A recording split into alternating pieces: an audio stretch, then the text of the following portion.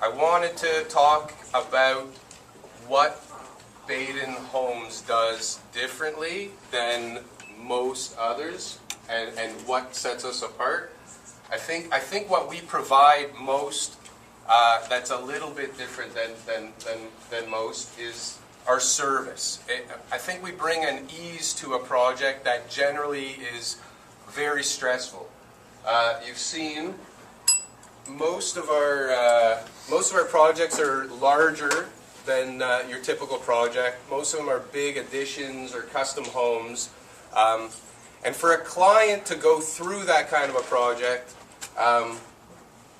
it's very stressful. More often than not, they have to move out of the house, or they have to live in a basement, or their whole main floor is getting ripped apart, and they're trying to live through this. So on top of your normal everyday stresses of life and kids and parents and God knows what you have to deal with, you've got these maniacs in your house making dust everywhere, ripping things apart, potentially doing something you don't,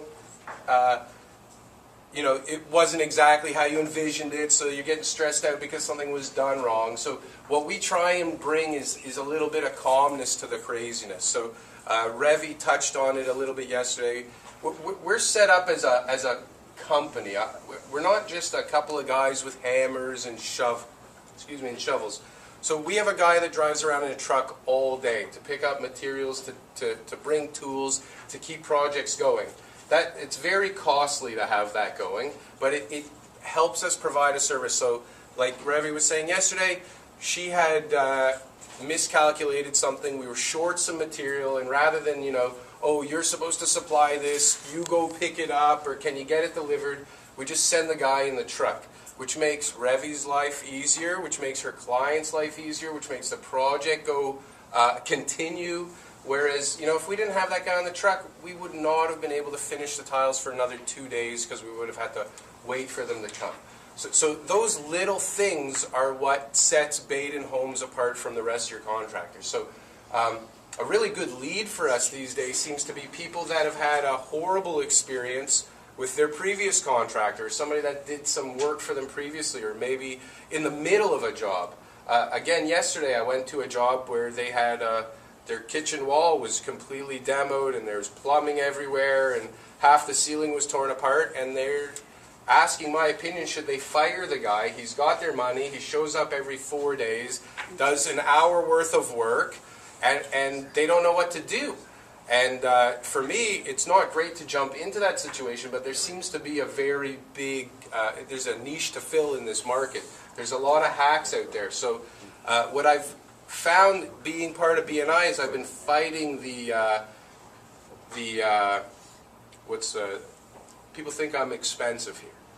And I've been trying to fight that idea that Bayden Homes is expensive. But generally, most contractors catch up to our pricing by the time they finish a job, after they've charged extra for all of the things that they knew would come up, that you may not have known that comes up. So when Bayden Homes price something, you get 3-4 pages of quotes, very detailed line items, so you know exactly what it is you're getting.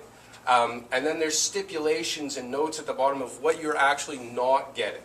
And part of the meeting with me is me scaring the crap out of the client and telling them what they will most likely run into.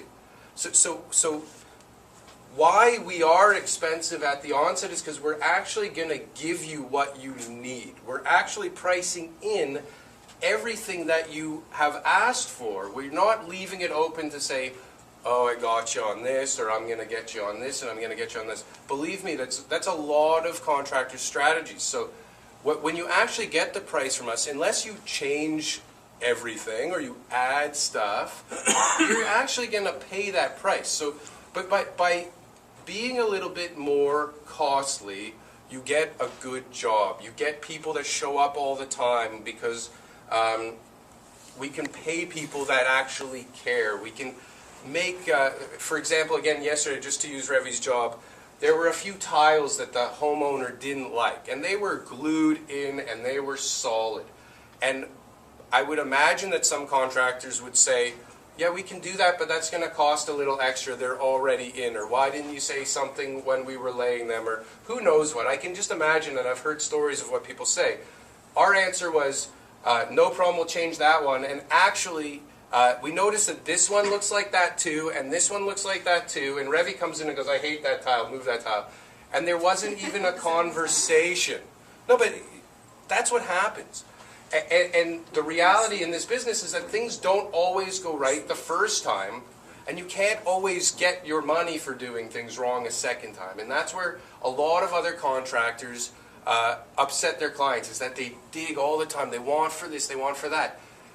When you are a little bit more costly and you know that things are going to go wrong and you price it into your projects, you can be a gentleman. You can do the right thing. You can do those little things like that weren't part of the project that will make a difference, like a herringbone little hearth. Revy and I came up with just a little idea that, you know, in my pricing, the hardwood floor just ran straight through this room and we're building a fireplace.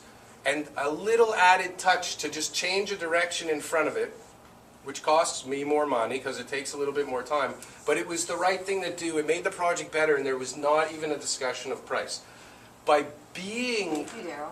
What's that? Thank you, by the way. No problem, but you know what? The client's so happy, this stupid little thing. It makes such a difference. So these are the kind of things that sets Bayden Homes apart. You can feel good and comfortable referring us because we may not be perfect, but we're going to treat your clients well. We're going to treat them with respect. They're going to like us at the end, the middle, and the beginning of the project, not only at the beginning. They're going to definitely have good things to say.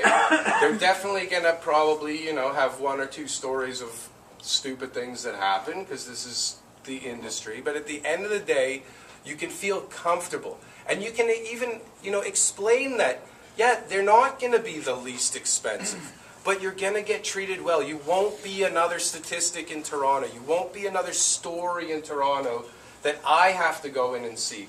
Just, I don't know how much time I have. I feel like I've about 2.5 minutes. Yeah, okay. So just to wrap up, a quick little story of what I'm dealing with right now. I'm dealing with this sweetest older couple. They're in their late 70s. They've saved their entire life to do their dream house. Okay, most people when they are in their 70s, they're not spending, you know, hundreds of thousands of dollars to redo their kitchen in their house. They've lived with it this long, it's fine.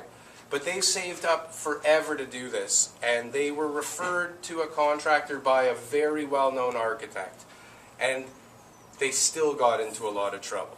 This guy was supposed to take off their roof, which he did. He took it off. When he put it back on, he decided rather than shingle and put the skylight, which is like the whole middle of the roof, I'm going to go on vacation for a couple weeks. Because obviously I really don't give a shit clients, I just want money. And I'm going to go off for 2 weeks in December. If you remember this December, there was a lot of rain. So these people who saved up forever to spend $500,000 on their house, of which part of, like the basement was supposed to get saved, the living room, dining room floors were supposed to get saved, there's a whole bunch of stuff supposed to get saved.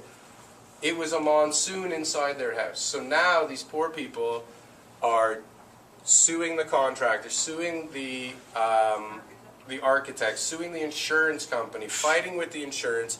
A $500,000 job has climbed to $700,000 plus, and like the guy's having nosebleeds in front of me. It's a very horrible situation to be in. It's great that I get called in to save people from these things, but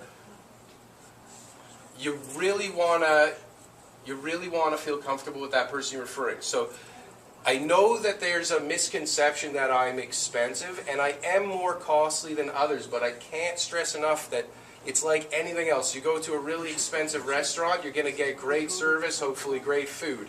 It's a different experience. And in construction, more often than not, you don't have an experience. You have some guys come in, rip your stuff apart, and leave and take your money, and maybe or maybe not, you know, maybe they did a good job, maybe they didn't. You don't know till a long time later. So we do really good work. Thanks.